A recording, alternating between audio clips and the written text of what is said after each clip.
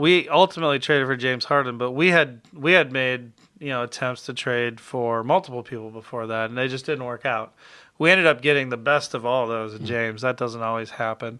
If we had done an earlier trade, we might have still been able to trade for James. You don't know. You don't know how that plays out.